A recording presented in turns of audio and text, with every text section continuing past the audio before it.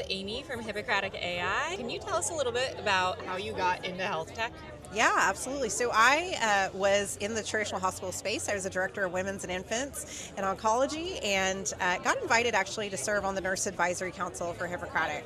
Really neat experience. I was always interested in tech and innovation and trying to figure out how we bring that into the healthcare space. And so serving on their council was a great opportunity to meet people. And then their chief nursing officer role opened up. I was at a time in my career where I was ready to take a jump, and here I am a year and a half later. So it's been a fun journey.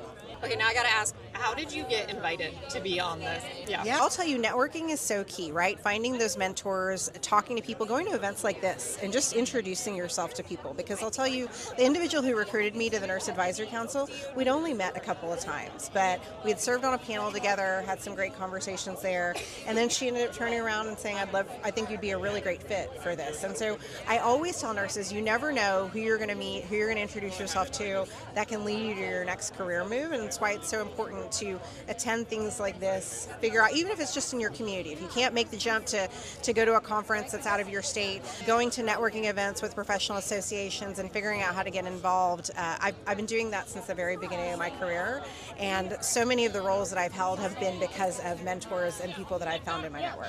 One more question, and that's if nurses are interested in learning about AI, finding things that they can put on their resume to be more attractive, where should they start? It's a great question, because the role of AI, it's very different than how we've traditionally learned, right? And so, I mean, even something as simple as making Google alerts so that you get articles on a daily basis, or looking to see what courses are out there. I recently worked with at Talem University, Chamberlain and Walden University to create modules and microeducation for nurses in AI, and I know several of my colleagues have been working really hard to figure out how to put in their curriculum.